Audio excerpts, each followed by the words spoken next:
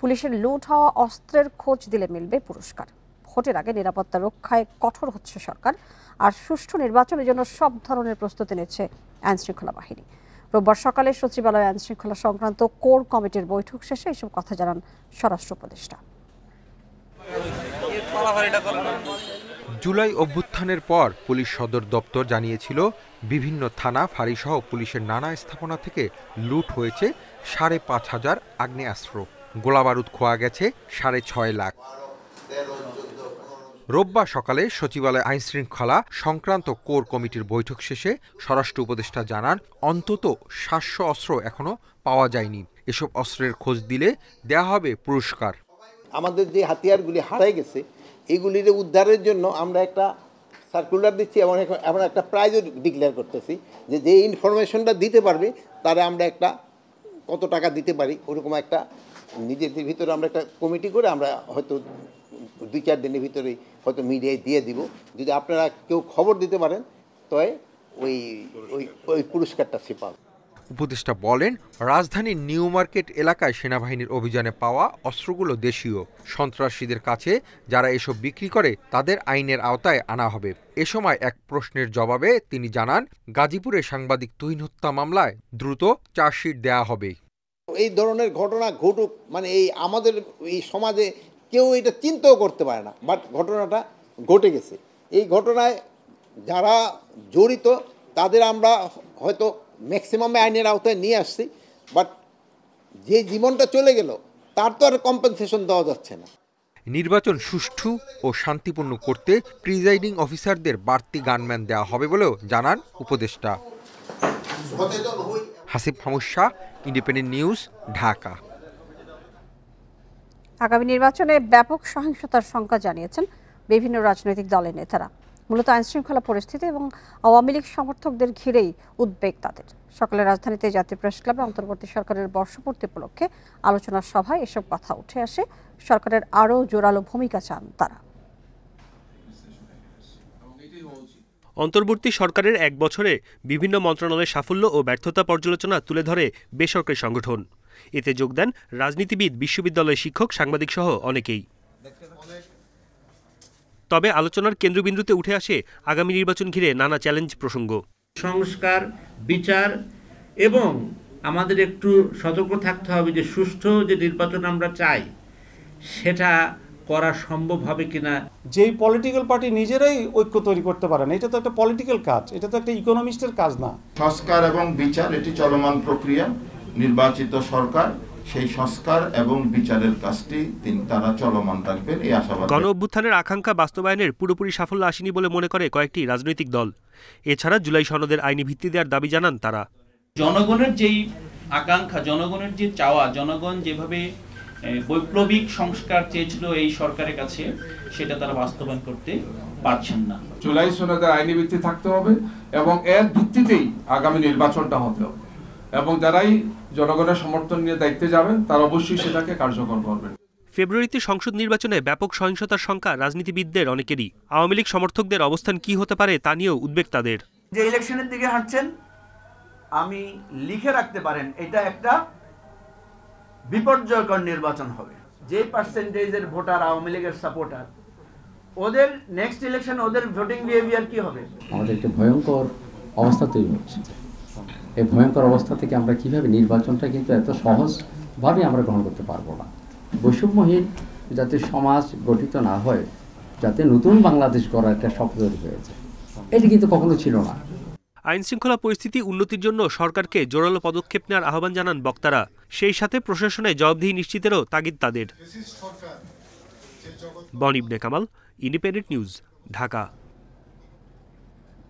সম্পূরক খসড়া ভোটার তালিকা সহ দেশে এখন মোট ভোটার 12,61,70,900 জন। সম্পূরক চূড়ান্ত ভোটার তালিকা প্রকাশ হবে 31 আগস্ট, জানিয়েছেন ইসি সচিব আক্তার আহমেদ। রবিবার নির্বাচন ভবনে ব্রিফিংয়ে সচিব জানান, এবার নতুন যুক্ত হচ্ছেন 45,71,216 জন ভোটার। পাশাপাশি তালিকা থেকে 21,32,590 জন মৃত ভোটারের নাম বাদ দেওয়া হয়েছে। রোববার সম্পূরক ভোটার তালিকার খসড়া প্রকাশ করেছে নির্বাচন কমিশন। সারা দেশে উপজেলা ও থানা নির্বাচন কর্মকর্তার কার্যালয়ে স্ব এলাকার তালিকা প্রকাশ করা হয়েছে। এতে কারো ভুল থাকলে সংশোধন করে নিতে পারবেন ভোটাররা। বাদপড়া ভোটার যাদের আমরা তথ্য নিয়েছিলাম বাড়ি বাড়ি যে, এবং যারা আমাদের সহোদ্যোগী হয়ে এসে আমাদের সাথে অন্তর্ভুক্ত হয়েছেন, তাদের সংখ্যা হচ্ছে এই 2রা মার্চ পর্যন্ত তাদের সংখ্যা হচ্ছেন 45,71,216। 21,32,590 বাদ দেই, তাহলে আমাদের নতুন করে ভোটার অন্তর্ভুক্তি হচ্ছে 24,38,626। সম্পূরক ভোটার তালিকা প্রকাশ হওয়ায় যোগ্য ব্যক্তির নাম অন্তর্ভুক্তি, মৃত্যুজনিত বা অন্তর্ভুক্তি হওয়ার অযোগ্য ব্যক্তির নাম বাদ, ভোটার স্থানান্তর এবং কোনো সংশোধন বা ত্রুটি বিচ্যুতি দূর করার জন্য দরখাস্ত দাখিল করা যাবে 21 আগস্ট পর্যন্ত। এরপর অন্যান্য কাজ শেষে চূড়ান্ত তালিকা প্রকাশ করা হবে 31 আগস্ট। ভোটারের সংখ্যা যে দাঁড়াবে 12,61,70,900 এবং 12,61,70,900। এখন কথাটা হচ্ছে যে আমরা এই কাজটা কবে নাগাদ সম্পন্ন করব। আমরা আজকে তো আপনাদেরকে জানিয়ে দিলাম যে আমাদের এই বাদপড়া ভোটারের সংখ্যা কত, এবং আমরা আগামী 31 আগস্টের ভিতরে এটা চূড়ান্ত করব। এদিকে যাদের বয়স 31 অক্টোবর পর্যন্ত 18 বছর পূর্ণ হবে, তারাও ত্রয়োদশ জাতীয় সংসদ নির্বাচনের ভোটার তালিকায় যুক্ত হবেন। সব মিলিয়ে এবার জাতীয় নির্বাচনের আগে 3টি ভোটার তালিকা প্রকাশ করতে যাচ্ছে ইসি। সুলতানা জাহান মিতু, ইন্ডিপেন্ডেন্ট নিউজ, ঢাকা। জাতীয় নাগরিক পার্টি এনসিপি দল হিসেবে নিবন্ধনের প্রাথমিক পরীক্ষায় উত্তীর্ণ হয়েছে। নির্বাচন কমিশনের নির্বাচন শাখা থেকে এই তথ্য জানা গেছে। ইসির অতিরিক্ত সচিব আলী নেওয়াজ জানান, এনসিপি সহ 16টি নতুন দল নিবন্ধনের প্রাথমিক পরীক্ষায় উত্তীর্ণ হয়েছে। এই 16টি দলের বিষয়ে এবার মাঠ পর্যায়ের তদন্ত হবে। 22 জুন পর্যন্ত 145টি দল নিবন্ধন পেতে আবেদন করে। তবে প্রাথমিক বাছাইয়ে কোনো দলই শর্ত পূরণ করতে পারেনি। তাই এনসিপি সহ 145টি দলকেই প্রয়োজনীয় ঘাটতি পূরণে 15 দিন সময় দেওয়া হয়। গেল 3 আগস্ট বিকেল 5টায় সেই সময় শেষ হয়েছে। তবে 145 দলের মধ্যে মাত্র 80টি ইসির শর্ত অনুযায়ী দলিলপত্র জমা দেয়।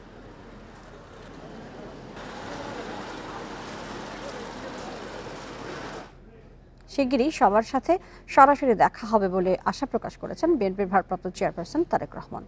বিকেলে রাজশাহী মহানগর বিএনপির সম্মেলনে এই কথা বলেন তিনি। ভার্চুয়াল বক্তব্যে তারেক বলেন, গণতন্ত্র প্রতিষ্ঠা এবং দেশ গঠনে জনগণের আস্থা ফেরানোই মূল লক্ষ্য। পানির ন্যায্য হিস্যা আদায়ে প্রয়োজনে আন্তর্জাতিক আদালতে যাওয়ার কথাও বলেন তারেক রহমান। প্রায় 1.5 দশক পর রাজশাহী মহানগর বিএনপির কাউন্সিল রোববার সকাল থেকে নগরীর শাহ মখদুম ঈদগাহ মাঠের পাশে সম্মেলনী স্থলে জড়ো হন নেতাকর্মীরা।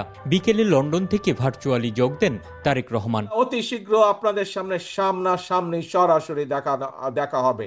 এ সময় সংস্কার প্রসঙ্গে তারেক রহমান বলেন, সংস্কার কমিশন যেসব বিষয়ে কাজ করছে তার বেশিরভাগই বিএনপি 2.5 বছর আগেই জাতির সামনে তুলে ধরেছে। যত সংস্কার আলাপ আলোচনা হয়েছে তার অধিকাংশ সংস্কার বিএনপি 2.5 বছর আগেই জাতির সামনে ঘোষণা করেছিল। দেশকে সামনে এগিয়ে নিয়ে যেতে হলে জনগণের আস্থা অর্জন করার মাধ্যমে আমাদেরকে এই চ্যালেঞ্জগুলো মোকাবেলা করতে হবে, এবং তার জন্য দরকার আমাদের সকলকে ঐক্যবদ্ধ হওয়া। আওয়ামী লীগ শিক্ষা, বিচার ও স্বাস্থ্য খাতকে ধ্বংস করেছে বলে অভিযোগ করেন তারেক। ভবিষ্যতের কঠিন চ্যালেঞ্জ মোকাবেলায় নেতাকর্মীদের ঐক্যবদ্ধ থাকার আহ্বান জানান বিএনপির ভারপ্রাপ্ত চেয়ারম্যান। অনেকগুলো চ্যালেঞ্জ আছে সামনে। এই দেশের যারা যুবক, যারা বেকার, তাদের কর্মসংস্থানের ব্যবস্থা করতে হবে। আমাদেরকে চেষ্টা করতে হবে। আমরা আন্তর্জাতিক আদালতে যাব দরকার হলে, আমরা জাতিসংঘে যাব দরকার হলে, আমাদের পানির হিস্যা বের করে নিয়ে আসতে হবে। আবার আমাদেরকে পদ্মা নদীতে পানির ব্যবস্থা করতে হবে। সম্মেলনে বিএনপি চেয়ারপারসনের উপদেষ্টা আব্দুস সালাম, মিজানুর রহমান মিনু সহ কেন্দ্রীয় ও স্থানীয় নেতারা বক্তব্য রাখেন। রাজশাহীতে বিএনপির সবশেষ সম্মেলন হয় 2009 সালে। Ahsan Habib, Apu, independent news, Rajshahi. গণ অভ্যুত্থানে হতাহতের সংখ্যা নিয়ে জাতিসংঘ এবং সরকারের হিসেবে পার্থক্য রয়েছে। পূর্ণাঙ্গ তালিকা না দিতে পারা দুঃখজনক বলে মন্তব্য করেছেন বিএনপির স্থায়ী কমিটির সদস্য সালাউদ্দিন আহমেদ। দুপুরে রাজধানীর গুলশানে বিএনপি চেয়ারপারসনের কার্যালয়ে এক অনুষ্ঠানে তিনি এই মন্তব্য করেন। এ সময় সংস্কার প্রক্রিয়া নিয়ে তিনি বলেন, সবার মানসিক সংস্কার না হলে মানবিক রাষ্ট্র গঠন সম্ভব নয়। দেশে যেন ফ্যাসিবাদ আর দাঁড়াতে না পারে সেজন্য সবাইকে ঐক্যবদ্ধভাবে চেষ্টা চালানোর আহ্বানও জানিয়েছেন তিনি। জুলাই বিপ্লবের শহীদদের মূল তালিকা এখনো প্রকাশ না করায় দুঃখ প্রকাশ করে সালাউদ্দিন আহমেদ বলেন, 16 বছরে গণতন্ত্রের মুক্তির জন্য যারা প্রাণ দিয়েছেন তারাও জাতীয় বীর বলে গণ্য হবেন। আমরা দেখেছি এই অন্তর্বর্তীকালীন সরকারের কিছু উদ্যোগ, যারা শহীদ হয়েছেন তাদের জন্য অবশ্য তালিকাটা নিয়ে এখনো প্রশ্ন আছে, এটাও পূর্ণাঙ্গ।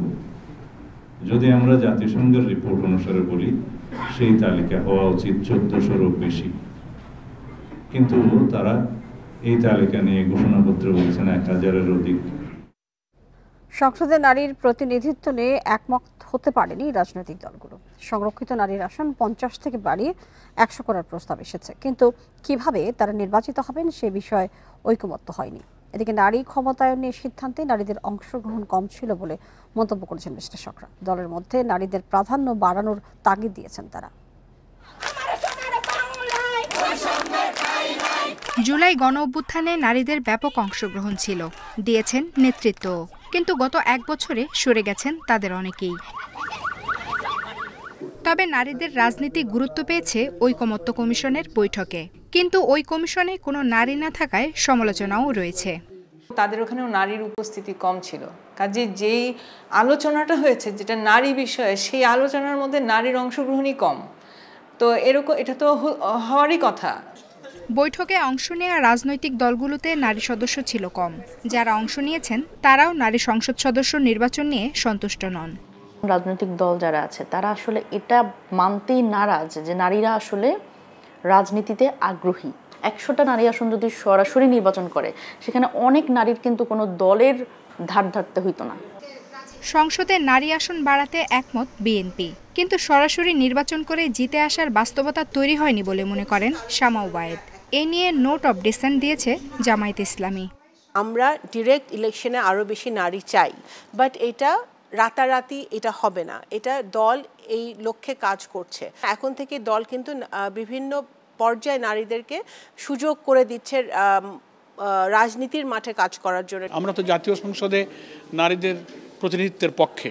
ধরনটা সম্পর্কে তারা সরাসরি ইলেক্টেড হবে না সংরক্ষিত আসন থাকবে, এটা নিয়ে আমাদের মধ্যে কিছু আলোচনা আছে। তবে অধিকার কর্মীদের দাবি নারীরা অনেকেই গিয়েছে, সরাসরি নির্বাচনেও অংশ নিতে পারেন। তারা কিন্তু সরাসরি নির্বাচনে আসতে পারেন। আর যদি তা না হয়, তাহলে কিন্তু রাজনৈতিক দলগুলোকে সিদ্ধান্ত নিতে হবে যে নারীকে তারা তাদের অন্তত 1/3 আসনে তারা মনোনয়ন দেবেন। দলীয় ফোরামে নারীর অংশগ্রহণ বাড়লে সংসদেও বাড়বে বলে মনে করেন বিশ্লেষকেরা। আফসানা আফরোজ জুই, ইন্ডিপেন্ডেন্ট নিউজ, ঢাকা। 3 দিনের সফরে সোমবার মালয়েশিয়া যাচ্ছেন প্রধান উপদেষ্টা অধ্যাপক মোহাম্মদ ইউনূস। দুই দেশের শীর্ষ পর্যায়ের বৈঠকে গুরুত্ব পাবে অভিবাসন এবং বিনিয়োগ।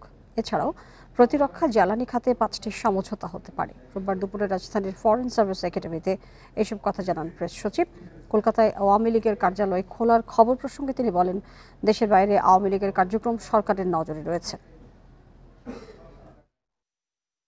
মালয়েশিয়ার প্রধানমন্ত্রী আনোয়ার ইব্রাহিমের আমন্ত্রণে সোমবার রাষ্ট্রীয় সফরে যাচ্ছেন প্রধান উপদেষ্টা অধ্যাপক মোহাম্মদ ইউনূস। পররাষ্ট্র, জ্বালানি, আইন ও প্রবাসী, নিরাপত্তা উপদেষ্টা সহ উচ্চ পর্যায়ের প্রতিনিধি দলের নেতৃত্ব দেবেন তিনি। প্রধান উপদেষ্টাকে গার্ড অফ অনারের মাধ্যমে স্বাগত জানানো হবে। পরে 12 আগস্ট পুত্রাজয়া দ্বিপাক্ষিক বৈঠকে বসবেন 2 শীর্ষ নেতা। আলোচনায় গুরুত্ব পাবে বাংলাদেশে কর্মী নিয়োগ ও তাদের সুযোগ সুবিধার বিষয়। পরে 2 দেশের প্রতিনিধি পর্যায়ের বৈঠক ও সমঝোতা স্মারক সই হবে। আমরা যাতে তাদের সাথে আমাদের এমন একটা জায়গায় নিয়ে যেতে পারি যার জন্য মালয়েশিয়া যাতে বাংলাদেশের উপর থেকে তাদের সর্বোচ্চ সংখ্যক জনশক্তি বাংলাদেশের থেকে নেয়। তো এই বিষয়ে অনেকগুলো আলাপগুলো হবে এবং এইটার আলোকে কিছু এগ্রিমেন্টও সাইন হবে। ওইখানে ফোকাসটা ছিল, মূল ফোকাস হচ্ছে মাইগ্রেশনের বিষয় আলাপ, দ্বিতীয় ফোকাস হচ্ছে ইনভেস্টমেন্ট। এ সময় কলকাতায় আওয়ামী লীগের কার্যালয় খোলার বিষয়ে প্রেস সচিব জানান, বিষয়টি মনিটরিং করছে সরকার। আওয়ামী লীগের অফিস, আওয়ামী লীগ আপনি জানেন একটা তাদের কার্যক্রম ব্যান করা হয়েছে বাংলাদেশে। তারা বাইরে কি করছে আমাদের অবশ্যই আমরা মনিটরিং করছি, তারা যদি বাংলাদেশে বাইরে থেকে এমন কোনো অ্যাক্টিভিটিস করে যে আমাদের এখানে ইনস্টেবিলিটি ক্রিয়েট করতে চায়, অবশ্যই আমরা এটা মনিটর করছি, আমরা দেখছি। ব্রিফিংয়ে প্রেস সচিব জানান, সফরে বাংলাদেশিদের সঙ্গে মতবিনিময় করবেন ডক্টর ইউনূস। বুধবার মালয়েশিয়া ইউনিভার্সিটি কেবাংসানের বিশেষ সমাবর্তনে প্রধান উপদেষ্টাকে সম্মানসূচক ডক্টরেট ডিগ্রি দেওয়া হবে। একই দিন সন্ধ্যায় দেশে ফেরার কথা রয়েছে প্রধান উপদেষ্টার। গত 50 বছরে কয়টা প্রেস সেক্রেটারি প্রেস কনফারেন্স করেছে? নাফিজাতুল্লাহ, ইন্ডিপেন্ডেন্ট নিউজ, ঢাকা। ঠিক আছে। আর এই ছিল বিরতির সংবাদ তৎমাত্রায় বাংলাদেশে। আরো বিস্তারিত জানতে চোখ রাখুন ফেসবুক, ইউটিউব এবং এক্সে। ধন্যবাদ সবাইকে সাথে থাকার জন্য।